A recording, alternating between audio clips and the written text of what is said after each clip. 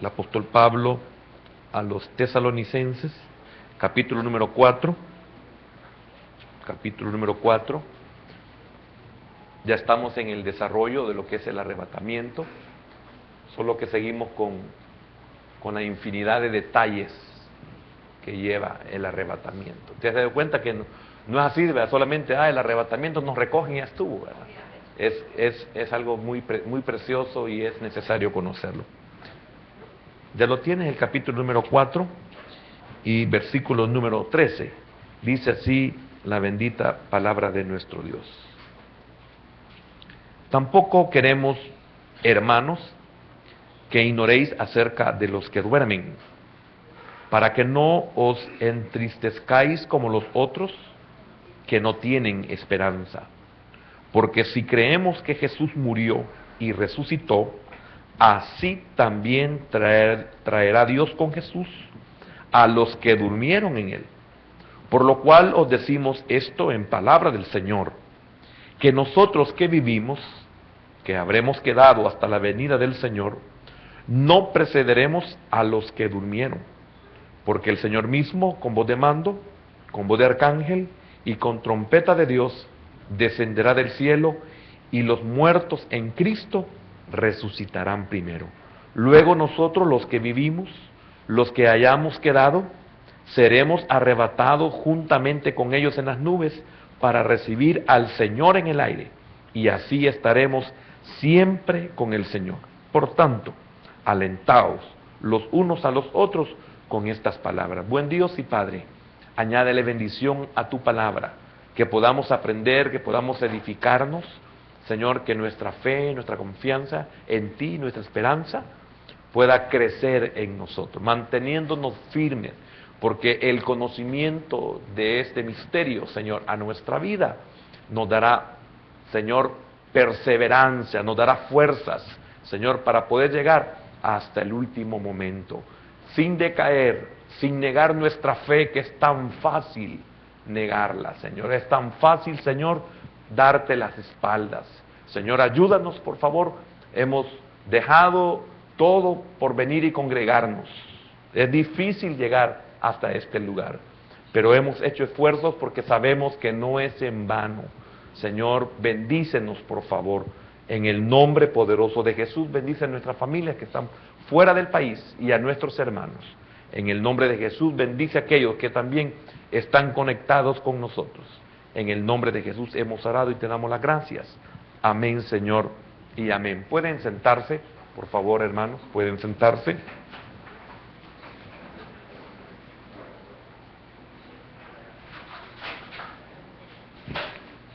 Iniciamos con el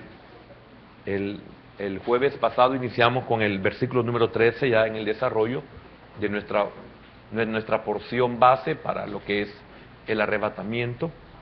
Le pido que tenga paciencia si usted ve que nunca terminamos el tema del arrebatamiento.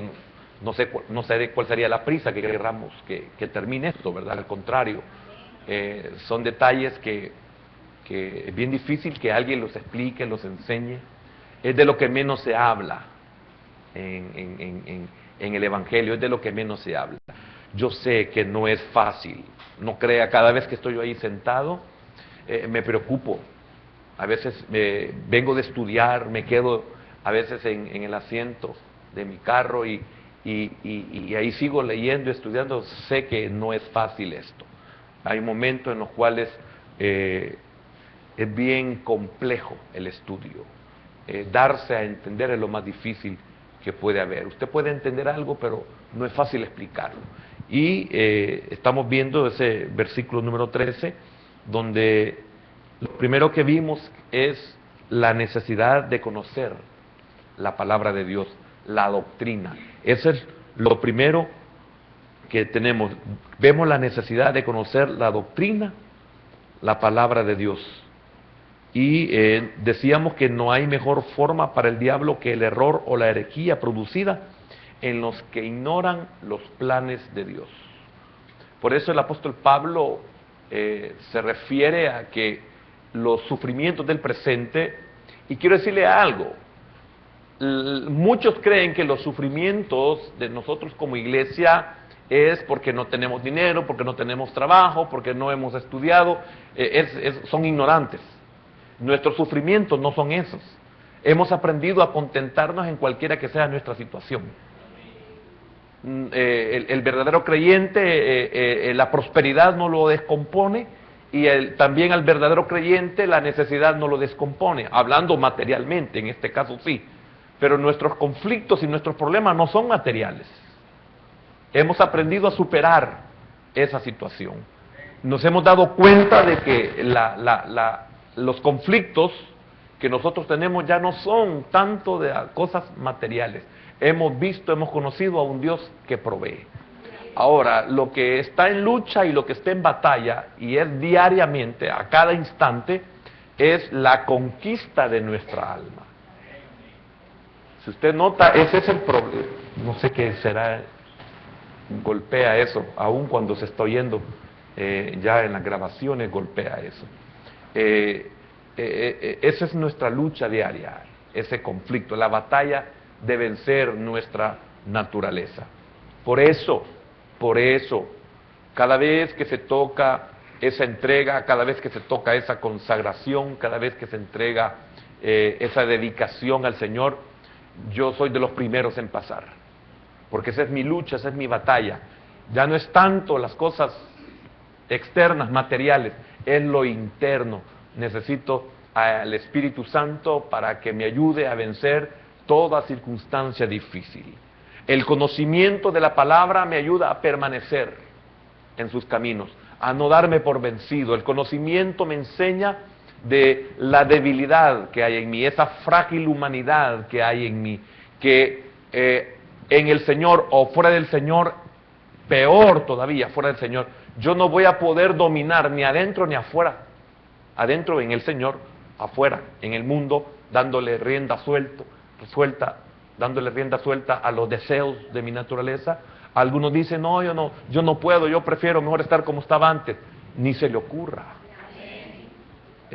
Mejor llore, mejor entristezcámonos, mejor lamentémonos, mejor soportémonos y soportemos, ayudémonos. Por eso es increíble cómo termina el apóstol Pablo sus palabras en cuanto al arrebatamiento, sacando de la ignorancia de los que ya murieron. ¿Y qué pasa con los que ya murieron? Porque el arrebatamiento es para llevarse lógico a los que están con vida. Entonces, mire qué tremendo lo que el apóstol Pablo termina las palabras, dice, por tanto, alentaos los unos a los otros con estas palabras. Mire, por tanto, alentaos los unos a los otros con estas palabras. No solamente por la pérdida de seres amados, sino alentarnos en esas batallas tan difíciles que nosotros tenemos. Cuando uno se encuentra en una situación tan difícil, qué bendición es una palmadita en la espalda. Qué bendición es una palabra, el Señor le va a ayudar, hermano. O mire, es normal lo que usted está viviendo. O ya pasé por ahí y el Señor no me abandonó y no lo va a abandonar a usted. ¿Por qué? Porque no es un asunto material. Si eso, hermano, mire, fuera maravilloso si el asunto aquí se compone como la religión lo enseña. Disculpe que haga eso, pero el domingo hablamos sobre la religión, una esperanza falsa.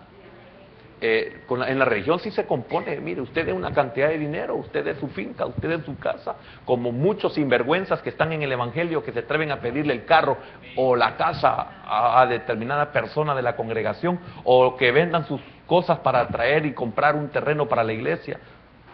Eso no deberíamos de hacerlo los pastores.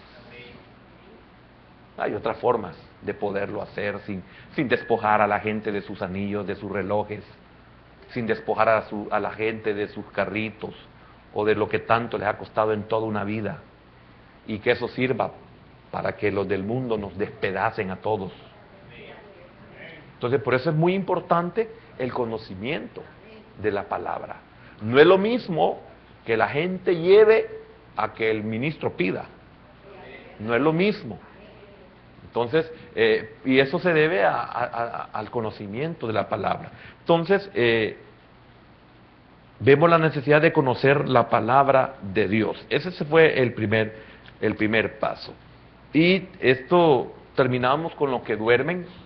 Vimos la palabra koimaio, komeiterium, dormir, dormitorio, dormir, poner a dormir, lugar de descanso, lugar de dormir, etcétera. Entonces, hoy el otro punto que queremos ver en este mismo versículo es la actitud del ministro fiel. Porque el apóstol Pablo dice, tampoco queremos, hermanos, que ignoréis. Él y los demás ministros, él y el Señor. No queremos que ignoréis. Fíjese que es bien fácil venir y predicar, lo digo como predicador, porque ya tengo algunos años, gracias a la misericordia del Señor, de poderlo hacer. Han habido momentos que yo no he querido y el Señor no me ha dejado salirme con la mía.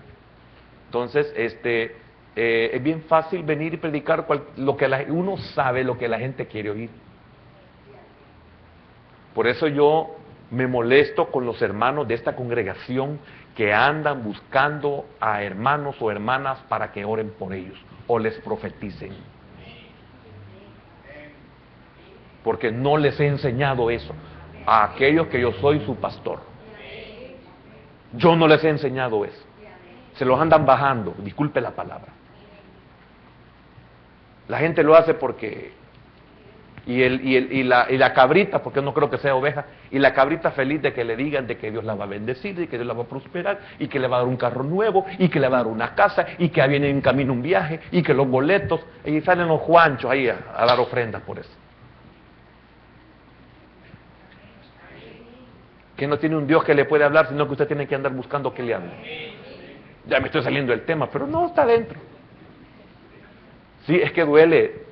Aquí estamos viendo la actitud del ministro. Y aquí en este caso de Pablo, la actitud del ministro fiel. Yo le quiero preguntar, ¿cuántas veces he salido yo del país? Muchas. ¿Cuándo le he pedido a usted un 5? ¿Cuándo hemos hecho una recolecta? Una tan sola vez se hizo en esta iglesia y me dio pena. Una hermana se levantó y dijo que hicieran una ofrenda para darme a mí hace muchos años. Muchos años. Yo nunca le he pedido a nadie nada. ¿Sabe por qué? Porque si conozco la Escritura, un poco yo sé, si conozco la Escritura, conozco al Dios de la Escritura. Y un ministro fiel es aquel que depende de Dios y no del hombre. Depende de Dios y no del diezmo, y no de la ofrenda. Que es una bendición. No, pero yo no dependo de eso. Si usted no diezmara, no se hiciera todo lo que aquí se hace y se paga todo lo que se paga. Y todo lo que se hace, no solamente en la iglesia. Mire, los demás ministerios somos bendición para ellos y ellos son de bendición para nosotros. Pero quiero decirle algo, hermano, no, nosotros tenemos que conocer la palabra. Entonces, la actitud del ministro fiel debe ser llevar a su congregación el alimento. ¿Pero cuál alimento? El alimento que necesita. ¿Y cuál es el alimento que necesita? El que Dios da. Ese es el alimento. Por eso, tremenda las palabras de Pablo cuando dice, tampoco queremos, hermanos, que ignoréis acerca. ¿Acerca de qué? Bueno, habían problemas en ese momento y mire qué privilegio para nosotros que viene el apóstol Pablo y les revela un misterio, como lo dice también a los corintios. Cuando en el 15:51, y aquí os digo un misterio. Mire, nosotros somos beneficiados de esa necesidad que había en Tesalónica y que había allá en Corinto. Somos beneficiados. Entonces, el apóstol Pablo dice, no quiero que ignoréis acerca de esto. Así como le acabo de decir, no quiero que ignore. Usted no tiene que andar buscando un profeta ni una profetisa. Usted no tiene necesidad de eso. Tiene la palabra segura a la cual debe estar atento. Y es la palabra escrita. Esa es la que usted debe estar atento. Venga con un corazón dispuesto y verá que Dios le va a hablar, aunque el tema sea el arrebatamiento, le va a hablar de su necesidad. Yo no digo de que no hay siervos, siervas con dones. Sí, pero uno no lo anda buscando. Y también yo sé aquellos que se me acercan. Y puedo sentir el espíritu con el que se acercan. Entonces, el conocimiento su espíritu en mí y ese conocimiento me dan discernimiento. ¿Por qué es importante conocer sobre el arrebatamiento? Porque hay una infinidad de doctrinas y muchas de ellas en contra del arrebatamiento. Ni se menciona porque el arrebatamiento es una... Se me ha olvidado hasta la palabra que usan algunos religiosos. De que es una fantasía. Entonces, es importante que usted sepa y no debe ser engañado. Por ejemplo, esos que andan ahí tocando las puertas, ellos no enseñan esto. ¿Y cómo harán? Digo, si ahí está escrito. No lo enseñan. Enseñan de que el infierno ya está aquí en la tierra. Y entonces, ¿para qué sacaron lo de Lucas 16? Del rico, que estaba en tormentos. Amén. Un ministro que le sea indiferente ver a su pueblo en necesidad o en hambre de esa palabra, será como el siervo de la parábola, el cual en lugar, el siervo negligente, ¿verdad? En lugar de alimentar a sus consiervos, los maltrataba. Y cuando no se le da lo que el pueblo necesita, cuando no se le da lo que los siervos necesitan, lo que se hace es que uno se ocupa en algo que es indebido. Y se maltratan. Ahora, veámoslo en Mateo 24. Mateo 24. Mateo 24.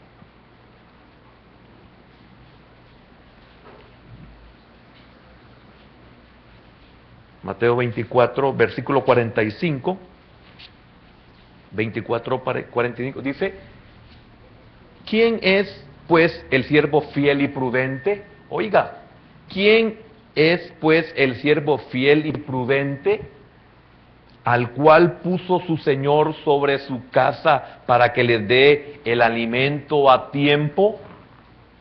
Bienaventurado aquel siervo al cual, cuando su Señor venga, le halle haciendo así. De cierto os digo que sobre todos sus bienes le pondrá.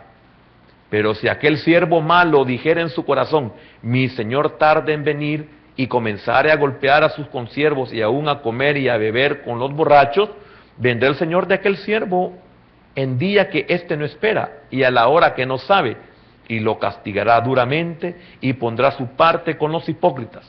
Allí será el lloro y el crujir de dientes. Qué tremendo es cuando el ministro no se preocupa por la enseñanza del pueblo. Pero quiero decir algo, ¿y quién nos va a enseñar?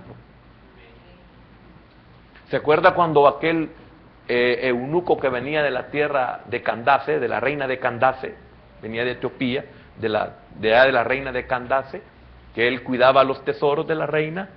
Cuando oyó a Felipe, cuando Felipe lo oyó que venía leyendo al profeta Isaías, Felipe le pregunta, ¿pero entiendes lo que lees? ¿Y cuántos de nosotros nos conformamos en estar leyendo la Escritura? Nos va a agarrar no solo la tribulación, hermano, nos va a agarrar todo lo que sigue. ¿Y cuántos por ignorancia leen y creen que pueden cambiar, pueden sustituir cuando dice la Escritura no dejando de congregarse? Como la mayoría, porque en este tiempo es la mayoría.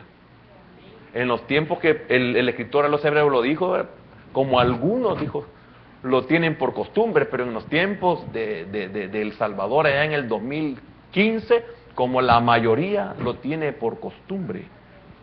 Hermanos cibernéticos.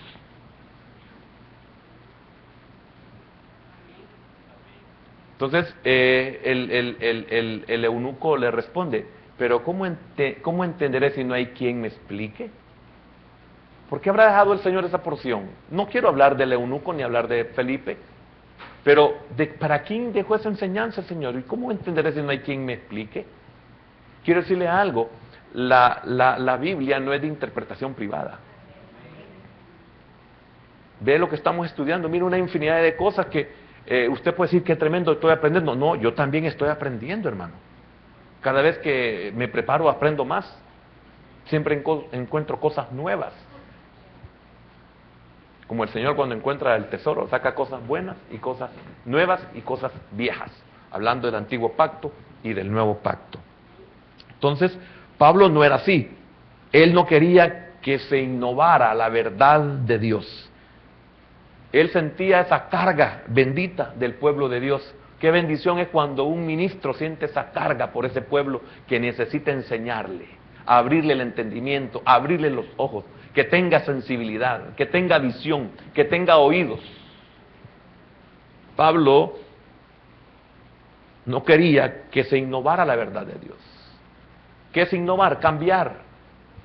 Y qué tremendo, porque miro sin entrar en un marco sin salida de estancamiento. No me refiero a ese marco. Lo explico, no me refiero a eso, sino en esto que le voy a explicar. Por lo mismo que le voy a decir.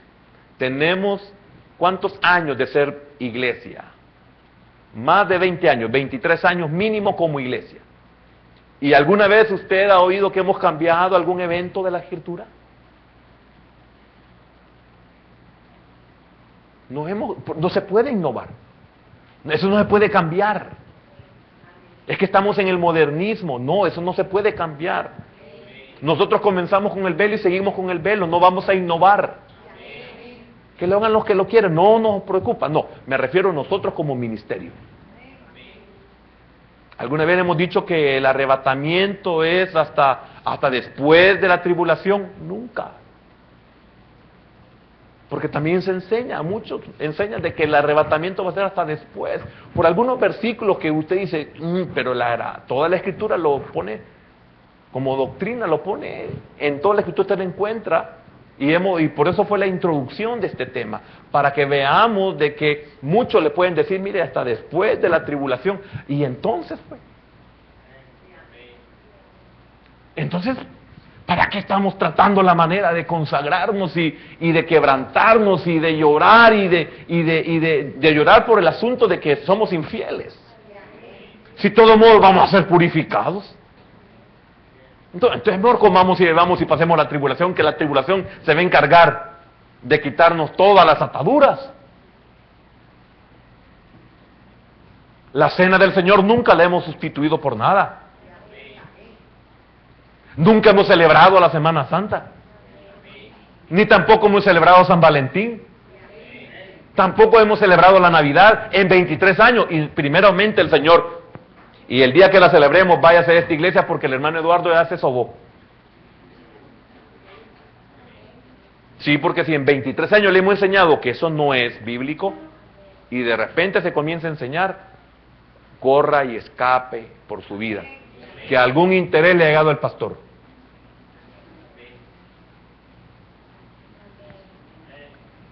No juzgo a los demás ministerios, hablo en general de la iglesia evangélica, pero ni siquiera el día del pastor celebramos en esta iglesia.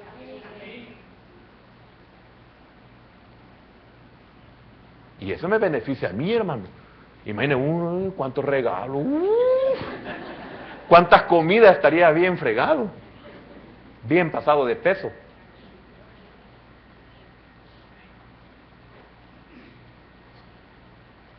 Qué tremendo lo que dice, ¿verdad? La parábola. Disculpe que le hable con tanta claridad, pero si no es así, hermano, le mentiría. No voy a andar ahí con ¿cómo se llama la palabra? ¿Cómo? Hablar sin dañar a nadie, sin tapujos. No, lo que usted considera que no le va, déjelo a un lado, agarre lo que es bueno. Ahora, algo más, la muerte del creyente es un sueño, lo cual dice Pablo que es muchísimo mejor. Significa que es mejor que la vida presente.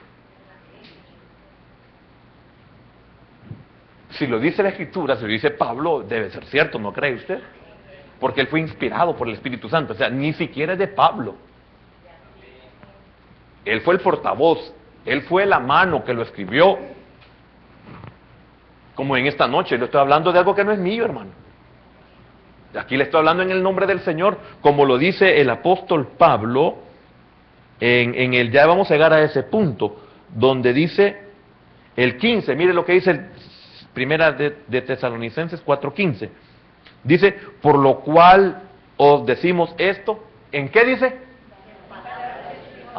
Ni siquiera de él, ni siquiera de las ayudas que él tenía. Pablo le está diciendo algo de la palabra del Señor, no de él. Y todo, y mire, por eso que es tremendo cuando el Señor habla en contra de esos que dicen ser profetas. Dice, yo no he dicho palabra. Así dice Jehová y dice el Señor, yo no he dicho nada. Yo sé, hermano, que es bien peligroso, es bien delicado por el hecho de que se necesita discernimiento, y para tener discernimiento es como decir, si el Señor nos va a arrebatar, sí, pero ¿a quiénes va a arrebatar? No es lo mismo decirlo, al Señor nos va a arrebatar, a tener conciencia, conocimiento de quiénes son los que van a ser arrebatados. Cada vez que yo estudio esto, hermano, me da angustia, me da agonía, adelgazo, hermano. O sea, hasta el hambre se le quita a uno cuando uno, hermano, si esto, el hecho que uno predique, no cree usted que tiene aquí la aureola, no, hermano. Uno tiembla, uno se angustia. Vayamos a Filipenses capítulo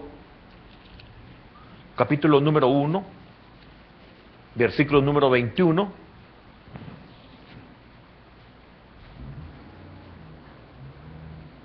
Dice así, porque para mí el vivir es Cristo y el morir es ganancia. Mas si el vivir en la carne resulta para mí en beneficio de la obra, no sé entonces qué escoger. Para Pablo el vivir aquí era bueno si él era bueno para la obra. Y mire qué tremendo eso. Significa que todo lo demás llegó a perder valor. ¿Por qué? Porque el conocimiento que él adquirió, las revelaciones que él adquirió, lo llevaron a ver más allá de lo que hay aquí. Y es ahí donde podemos llegar a lo que el apóstol Pablo dice de que he aprendido a contentarme. ¿Por qué? Porque yo soy peregrino, soy extranjero en esta tierra. Pablo está diciendo, yo soy extraterrestre, o sea, no soy de la tierra. He aprendido a contentarme. Entonces, significa que cuando él tiene el conocimiento hacia dónde se dirigía, ya lo de aquí ya no tiene ningún valor. Cuando Cristo se le reveló, dice que todo lo que él había alcanzado lo tiró como basura. Aún, se menciona la palabra, como estiércol. Algo que algo inmundo, sucio. Mire cómo lo llegó a ver.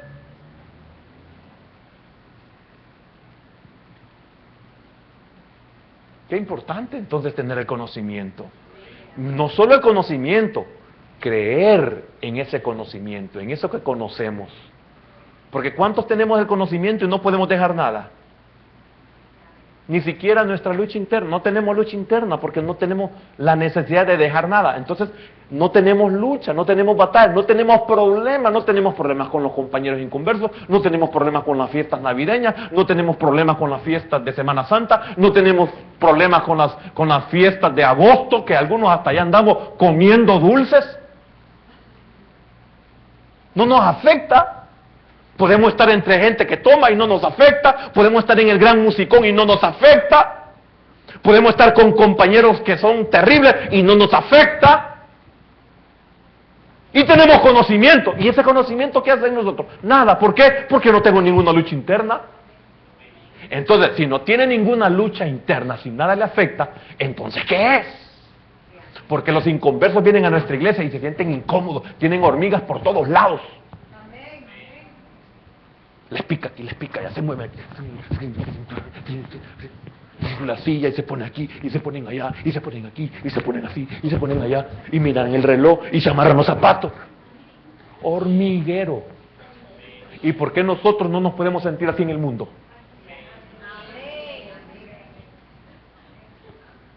Mira un creyente que está en una reunión y ve el piecito. Con la música, y no se siente incómodo. Y no le afecta el volumen, no le afecta lo estridente, no le afecta la letra, no le afecta ver a los compañeros que se están teniendo una relación sexual en el baile.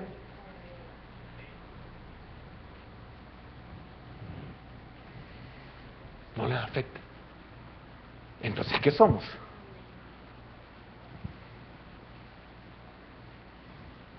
Por eso seguimos siendo impopulares, hermano. Yo nunca lo había dicho, el hermano lo dijo, desde hace como 12 años lo dice el hermano. Tenemos un mensaje impopular. Yo nunca lo he dicho. El hermano Fernando lo ha dicho. ¿O me equivoco, hermano? Somos una iglesia impopular. Aquí viene un inconverso y no se siente cómodo. Lástima, porque también para ellos es el evangelio, pero no lo podemos obligar. Entonces Pablo dice que es mucho mejor. Este sueño lo explica Pablo como algo anhelado. ¿Por qué? Ya que el cuerpo baja al sepulcro, al Seol, baja al sepulcro, el cuerpo, pero el alma y el espíritu van a la presencia del Señor. Y eso lo vimos en Eclesiastés capítulo 12, versículo 7, y lo vimos en 2 Corintios capítulo 5 y versículo número 8. El espíritu vuelve a Dios, el cuerpo vuelve a la tierra, el polvo, donde fue tomado. Y que ausentes del cuerpo, dice, presentes al Señor. Algo más, la gloria y la esperanza principal de los cristianos no ha de realizarse en la muerte, sino en la venida del Señor. Colosenses capítulo 3, Colosenses capítulo número 3. Hermano, ¿y por qué habla así? Bueno, estoy entre hermanos y estoy en el lugar donde Dios me ha puesto.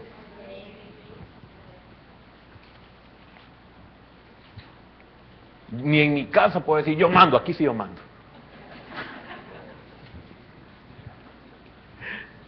Amén.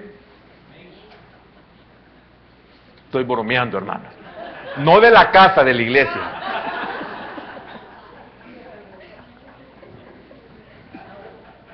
Todas las mujeres dieron por dentro, amén, y todos los hombres dieron así. Si no hay preguntas en el hermano Fernando, y van a ver. 3:4.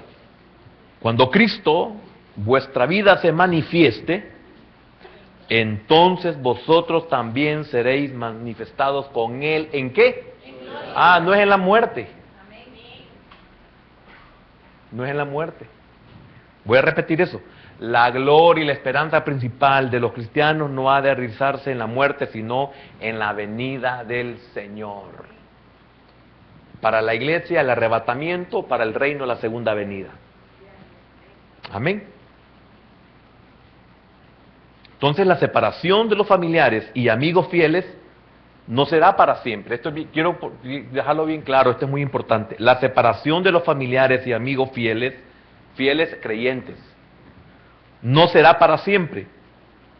Por eso nuestra tristeza no puede ser como la del mundo. Por eso el apóstol Pablo: no quiero que ignoréis acerca de los que duermen. Hablo de los fieles. El inconverso no va incluido ahí. Aquí se cree de que todos los que han muerto de la iglesia son hermanos, familiares, amigos, hermanos en Cristo. Entonces a esos se está dirigiendo el apóstol Pablo. Ahora, en el arrebatamiento nos reuniremos, está diciendo Pablo, para siempre. O para jamás separarnos. ¿Por qué? Porque Cristo nos unirá para siempre. Fíjese bien, voy a aclarar esto en dos formas. Así, nos reuniremos los que estamos en Cristo. Hablo de parientes y amigos. Y parientes y amigos fieles son creyentes. Familiares y amigos creyentes. Cuando digo fieles, no fieles entre amigos y familiares. No. Fieles hablo en el Señor. Ahora, los que están en Cristo nos vamos a reunir. El que no está en Cristo, sea pariente, sea amigo, no. Porque ese no se va a levantar. O no será transformado si está con vida. Ese queda ahí hasta la segunda resurrección, que la primera está compuesta de dos formas, en dos partes. Primero, la iglesia, y después van a ser levantados los del reino, que están en la primera resurrección, porque así lo dice desde el Antiguo Testamento, que se carecía de este conocimiento y de esta revelación. Solo era un misterio. Ellos creían de que todos a la vez iban a ser levantados los salvos. No es así. Pablo hoy viene y lo explica de una forma diferente. Entonces, esa segunda, por eso se le llama segunda resurrección. Esa segunda resurrección es solamente para condenados, que van a ser presentados ante el juicio del gran trono blanco. Amén. Entonces, ahora, de los que no son fieles, o sea, de los que no son creyentes, estos no se van a levantar. A estos no los vamos a recordar. Puede ser mi propio hijo, mi propia hija, mi propia madre, mi propio padre, que yo amo tanto en lo que es lo humano. Pero si él no murió en Cristo, él no se va a levantar. Ay, hermano, pero dice la Escritura que no habrá llanto, que no habrá tristeza ni dolor. Entonces, ¿qué va a pasar con los que no fueron creyentes? No los vamos a recordar. Si no, sería un tormento. Cuando me toca hablar sobre la preexistencia, por ejemplo, en la preexistencia, imagínense el bloqueo que tenemos porque recordamos algo de la preexistencia. Yo sé que para algunos es una locura lo que estoy hablando y para otros es una herejía, pero como a mí no me interesa lo que ellos piensan, a mí me interesa lo que usted piensa y lo que usted sabe. Y qué bienaventurado aquel que entiende lo que se le enseña, ¿verdad? Entonces, cuando alguien me pregunta, hermano, entonces mire, ¿y por qué no nos acordamos nada de nuestra preexistencia? Cuando estábamos en Cristo, nos han bloqueado, pero sí añoramos nuestra casa. Hay un sentir fuerte de que no somos de aquí. Anhelamos. Como dice, por cierto, David, figura de la iglesia, ocupado en el antiguo pacto, que vivió un periodo de gracia. Y aquí la iglesia solo vive un periodo de gracia. Ya cuando se cierre el periodo de gracia, ya los que van a ser tratados de una forma totalmente diferente. Entonces David, como figura de la iglesia, en el Salmo 23, en el original dice que él volverá a la casa. Y no se puede volver si nunca se ha estado. Eso, por ejemplo, del antiguo pacto no lo entienden. ¿Cómo es que va a volver? Es para nosotros. Por eso dice Pablo, si alguien me lo busca, que nuestra ciudadanía, en Filipenses, que nuestra ciudadanía está en los cielos, de donde también vendrá nuestro Salvador.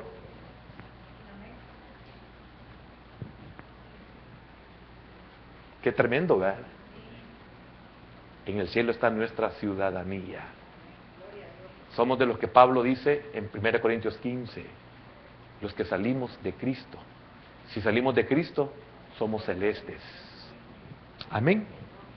Entonces, duele decirlo, porque si mi madrecita no hubiera muerto en Cristo, con todo el dolor mi alma, es una verdad. Tal vez me atrevería a decir, bueno, no sé, ojalá que algún día haya aceptado al Señor, solo el Señor sabe. Pero yo trato la manera de no aceptar esa verdad tan dura. Pero qué lindo es cuando usted sabe que se va un día a reunir con su madrecita, con su padrecito, o se va a reunir con su hijo, con su hija, que ya se adelantaron. Qué lindo eso, que saber que entonces nuestra tristeza no es como la de los demás. Eso significa que hay tristeza, ¿verdad? Claro que hay tristeza. Vayamos al versículo número 14, primera de Tesalonicenses. Filipenses 3:20, veamos Filipenses 3:20, la cita que dije. Es que todo esto habla de lo mismo, porque es muy lindo, y ya vamos a verlo más adelante, esto que vamos a leer. Dice así: mas nuestra ciudadanía está en los cielos, de donde también esperamos al Salvador, al Señor Jesucristo, el cual transformará el cuerpo de la humillación nuestra para que sea semejante al cuerpo de la gloria suya, por el poder con el cual puede también sujetar a sí mismo todas las cosas. Vayamos de nuevo a Tesalonicenses, al capítulo 4, versículo número 14. Ya vimos el 13, lo iniciamos el jueves pasado, hoy entramos al versículo número 14. Ahora solo voy a leer el 13 para que vea que hoy tiene usted un conocimiento de ese versículo, espero que así sea. Dice, tampoco queremos, hermanos, que ignoréis acerca de los que duermen, para que no os entristezcáis como los otros que no tienen esperanza. Toda la explicación del jueves pasado y de hoy pertenecen al 13. Verso 14. Porque si creemos, mire qué tremendo, porque si creemos que Jesús murió y resucitó, así también traerá Dios con Jesús a los que durmieron en él. Aquí el apóstol Pablo no se está refiriendo al misterio del arrebatamiento, sino a la verdad de la victoria de Cristo en su primera y segunda venida literal y visible sobre la tierra. 2. Primer venida, cuando vino y se hizo carne, su nacimiento en María, fue su primer venida. Su segunda venida la menciona hasta cuando Él venga en gloria, a establecer su reino. En la primera venida vino como un cordero. En la segunda, y humilde y manso. En su segunda venida, Él viene a establecer la justicia. Viene como Rey de reyes y Señor de señores. Viene montado en un caballo y con una espada. Ya no viene como el Cordero. ¿Y quiénes no lo van a ver así? Aquellos que lo reconocimos a Él como Cordero. Y los que no, bueno, van a tener que ser tratados. Entonces, repito, no se está refiriendo Pablo directamente al misterio del arrebatamiento, sino a la verdad de la victoria de Cristo en su primera y segunda venida, literal y visible sobre la tierra, la que se llevará a cabo después de su casamiento con su cuerpo, la iglesia. Cuando el Señor venga en su segunda venida, ya viene casado, ya hubo bodas en el cielo. Y aquí en la tierra, 7 años de tribulación, y eso lo vamos a hacer más adelante en otros temas seguidos de esto. Normalmente 7 días duraba una fiesta de bodas. Entonces el Señor se está casando con nosotros. Déjeme meterme, yo no sé si usted se mete, es su problema. Es por menos en mi fe, yo añoro, quiero, Señor, yo creo y quiero. Entonces, nos vamos a estar casando la iglesia con el Señor, y en esos 7 días de bodas, aquí va a haber 7 años de tribulación. La boda con Cristo y la iglesia, y la boda del anticristo con la falsa iglesia. Y vienen los 7 años de tribulación. Por eso Pablo dijo que Dios traerá con Él a los que durmieron con Jesús. Amén. Esto es, los traerá junto con nosotros a reinar sobre la tierra. Pero después de todo vamos a reinar con el Señor. Dice, porque si creemos, fíjese bien, ¿cómo comienza el 14? Porque si creemos, es una confirmación de lo que dice el versículo número 13, de que el borrar la ignorancia, acuérdense que había un problema de mala interpretación, había una ignorancia en cuanto a los que ya habían muerto. Entonces el apóstol Pablo, esto lo dije en las enseñanzas anteriores, entonces viene el apóstol Pablo y quiere corregir ese error. Quiere corregir ese error que le está causando temor.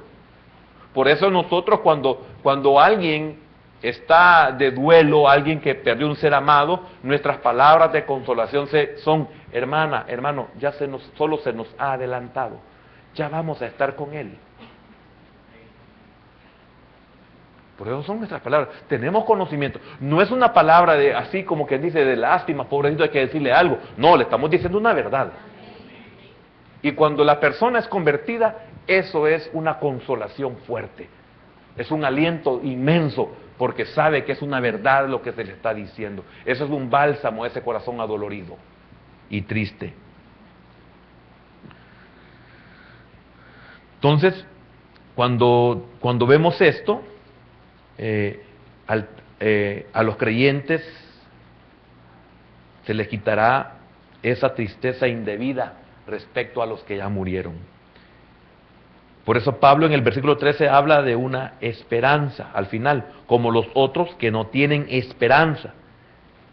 De ahí que aparece que nuestra esperanza se apoya en nuestra fe.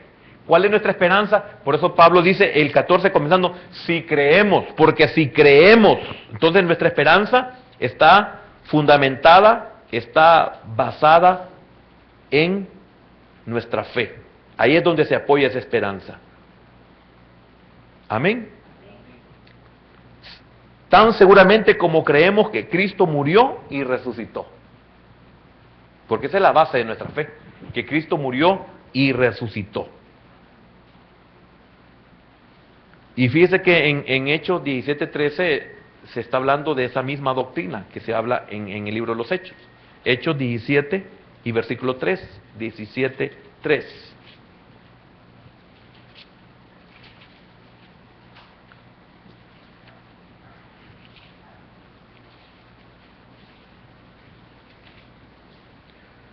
Declarando, ¿ya lo tiene?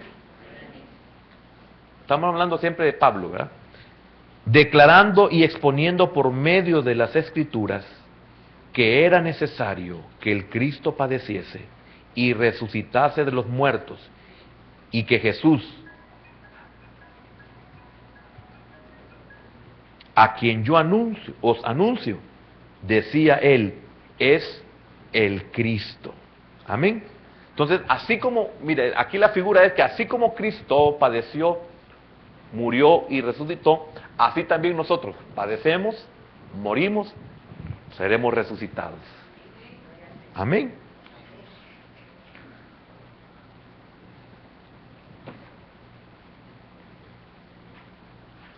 Los hechos de la experiencia de Cristo son repetidos en la experiencia del creyente. Vayamos a Romanos capítulo 8. Casi se lo mencioné en lo que le acabo de decir. Sufrimiento, muerte, resurrección.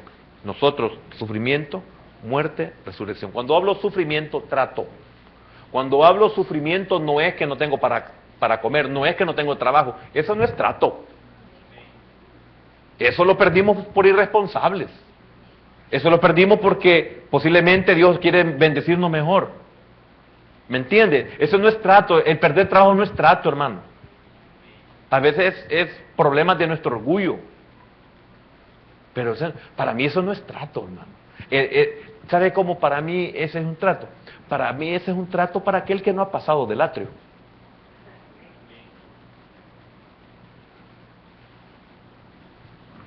Pero aquel que ya no está en el atrio dice, gloria a Dios, me merezco un descanso. Dice. ¿Y cómo va a ser? Dios proveerá. ¿Y qué vamos a hacer, pues? ¿O va a ir a ahorcarse por eso? No, no se va a ahorcar por eso. ¿Se va a morir? Tampoco. ¿Se va a enfermar? No se enferme. Si se enferma, porque le está manifestando y dice, Señor, que usted no tiene nada de fe, no sabe en quién ha creído. Pablo dijo, yo sé en quién he creído y tiene reservado mi lugar. Tiene guardado su depósito, dice Pablo. Qué bendición eso, hermano. 8:17 dice así, y si hijos, también herederos, herederos de Dios y coherederos. Ay, hermano, a todos nos gusta eso, amén, gloria a Dios, yo soy heredero y coheredero, hermano. O sea, me dan mi parte y también me corresponde la parte del otro. Hasta ahí estamos bien bonitos, pero miren lo que sigue. Si es, ¿qué?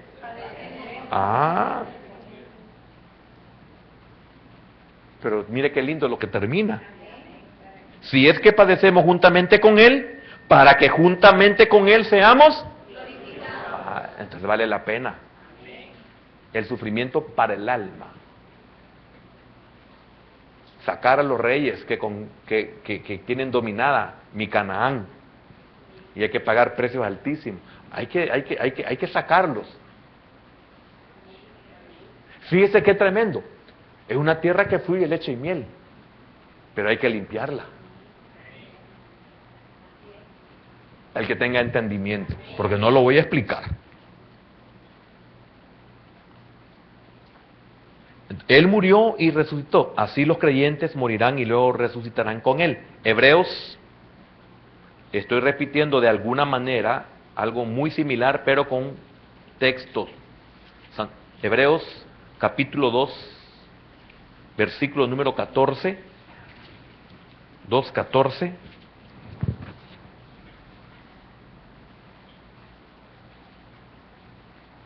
Así que, por cuanto los hijos participaron de carne y sangre, él también participó de lo mismo, para destruir por medio de la muerte al que tenía el imperio de la muerte, esto es, al diablo, y librar a todos los que por el temor de la muerte estaban durante toda la vida sujetos a servidumbre. Mire, el versículo número 14, cuando usted termine esta enseñanza del arrebatamiento, que está siendo bien profunda, o bien amplia, mejor dicho, amplia, no tanto profunda, porque todo lo que estamos viendo es superficial realmente.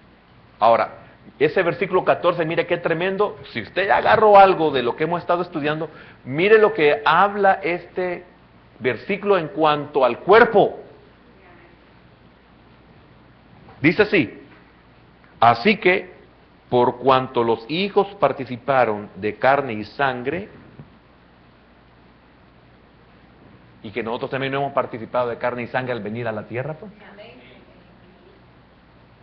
él también participó. ¿Por qué participó? Por él, no, por nosotros.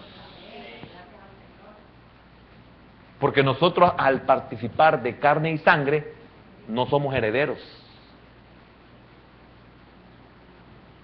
No podemos levantarnos. Entonces, él vino y tomó un cuerpo, carne y sangre semejante a la nuestra. ¿En qué sentido? En que él tomó un cuerpo parecido, no con pecado como el nuestro, pero él se hizo, esa carne y esa sangre se hizo para librarnos a nosotros. Entonces, él sufrió, es lógico, también nosotros vamos a sufrir. Ahora, lo voy a volver a leer y espero que hoy lo comprenda mejor. Así que por cuanto los hijos participaron de carne y sangre, él también participó de lo mismo. ¿Por qué? Oiga, para destruir por medio de la muerte. ¿Y qué es muerte? Mire, nosotros no morimos, nosotros dormimos.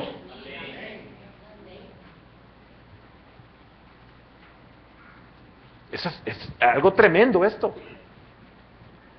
Ese es el punto que sigue, no sé si voy a poder llegar ahí ahorita, por el tiempo. Pero mire qué tremendo, para destruir por medio de la muerte al que tenía el imperio de la muerte, esto es, al diablo. Y nosotros, por la carne y sangre que teníamos, no podíamos vencer la muerte, ni tampoco vencer al diablo. Estábamos, hermano, condenados, sin ninguna forma de recuperarnos, perdidos totalmente. Por eso necesitamos humanos, por eso necesitamos un Salvador. Y qué triste el que se refugia, como lo explicábamos el domingo, qué triste los que se refugian en la religión. Es una esperanza falsa, es un engaño, es una mentira del diablo, de las muchas. Es el que domina esas teologías, esas doctrinas, las domina el diablo con que Dios os ha dicho. Y duele, pero no podemos hacer nada porque el que está perdido y quiere seguir siendo perdido, no podemos hacer absolutamente nada. Entonces, aquellos que estábamos ya, disculpen la palabra, predestinados, y aunque no queríamos nada con el Señor por tontos, entonces Dios dijo, bueno, entonces te voy a llevar. Y nos han traído, porque yo no quería ser evangélico. Para mí el evangelio era para pobres e ignorantes. Mire el pensamiento de un pobre e ignorante.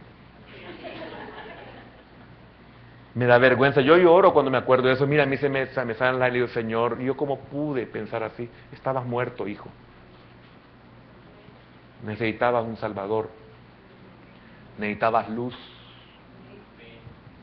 Y por eso también digo que torpe, Señor, cuando no he querido dejar de predicar tu palabra. Amén. ¿Y cómo es eso? Así como usted ama tanto a la empresa, pero de repente usted quiere salir corriendo de ahí. Quiero terminar con esto. Voy a llegar al punto de la muerte.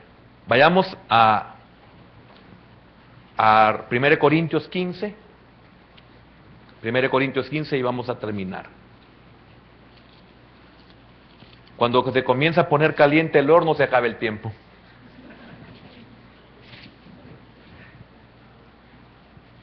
Dice así el 3, porque primeramente os he enseñado que lo que asimismo recibí, así, déjenme ver. Sí, 15:3, porque primeramente os he enseñado lo que asimismo recibí, que Cristo murió, ay sí, oiga, que Cristo murió por nosotros, por nuestros pecados, oiga, por nuestros pecados, oiga, y lo que añade, conforme a las Escrituras. Porque puede morir cualquiera, pero no conforme a las Escrituras. Y para poder librar del pecado había que ser inocente. Y eso no lo comprendió el diablo a perfección, porque no se percató de que tuvo que ser sacrificado un animal X inocente. Tuvo que haber derramamiento de sangre para cubrir. Por eso, como era el animal, cubrió. La de Cristo no es igual a sangre, esa quitó. Mire, son las cosas que uno dice, Señor, pero es que qué tremendo, qué maravillosa es tu salvación. Esas son las cosas que lo hacen a uno danzar, y a mí qué me importa que alguien me diga, qué ridículo que es este viejo. Viejo los caminos. A mí no me importa no me importa la opinión, yo estoy agradecido por lo que Dios hizo por mí. Es que cuando yo lo necesité, o necesité la ayuda, nadie me la podía dar. Y si alguien me la podía dar, que tampoco se podía, pero si supongamos que alguien me puede dar, no estaba interesado en ayudar. En su miseria, en su desgracia, en su dolor, en su soledad, en su etcétera, etcétera, etcétera. Dígame, ¿quién se preocupó por nosotros? Lo más que pueden hacer es invitarnos a comer, ¿no? Un par de zapatos, un pantalón, una camisa, un paseo, hasta ahí. Y cuando nos dejaban otra vez ya en casa, y cuando nos dejaban ya llenitos, y que pasó todo eso, lo interno seguía otra vez. La soledad ahí estaba, la miseria ahí estaba, el dolor ahí estaba, la tristeza ahí estaba. Nadie nos podía ayudar. ¿Usted está consciente de eso? Si usted está consciente de eso, usted está también consciente de esto, que usted ya no es suyo. Que usted y todo lo que tiene es de Él. A mí me decían, mira, mi propia familia, pues imagínate, ¿y quién te da a vos para gasolina para que andes llevando hermanos? No me podían entender. Si yo soy de Él, imagínese el perolito que ando yo aquí. Y además que Él, oiga, Él siempre me proveía para la gasolina, y cuando no me proveía, el tufo hacía caminar el carro. ¿Y eso cómo me lo entendían ellos? Ahora, quiero terminar con esto. En el caso de Él, la palabra usada no es dormir, es muerte, es separación. Porque Él se hizo pecado, y el pecado separa. ¿Entiende? Eloi, Eloi, lama sabactani. Se me olvidó el... Dios mío, ¿por qué me has desamparado? Es que te hiciste pecado y moriste. La muerte ahí es separación de Dios. Para nosotros muerte solo es dormir, ya no morimos porque Él ya murió por nosotros. Entonces, qué tremendo Quiero que vayamos a 1 Corintios 15. Ahí estábamos, ¿verdad? Qué bendición. 55. ¿Dónde está, oh muerte, tu aguijón? ¿Dónde, oh sepulcro, tu victoria? Ya que el aguijón de la muerte es el pecado, y el poder del pecado, la ley. Qué tremendo esto, hermano. Comprende que usted y yo hoy dormimos, no podemos morir, porque ya morimos en Cristo, y no se puede morir dos veces. Cuando usted deja de existir en el cuerpo, lo que usted hace es desconectarse nomás del cuerpo. Y es necesario que se lo quiten, porque si no se le quita, ¿qué es lo que sigue la enseñanza? Si no se le quita ese cuerpo, si no se le quita ese vestido viejo, no le pueden poner el nuevo. ¿Y cuántos andan huyendo de la muerte? Ay Dios, algunos todavía hasta se aruñan la cara cuando uno dice, no se quiere morir. Qué linda es la palabra, hermano. Esto lo hace a uno, mire, levantarse de cuántas veces uno caiga. Porque sé que un día, jamás para siempre, voy a volver a caer. Cuando sea revestido de lo inmortal. Cuando sea en verdad semejante, en el sentido completo, total, semejante a mi Señor. Padre bueno y amado, te damos gracias, Señor, por esta palabra tan bella que tú nos has dejado, Señor.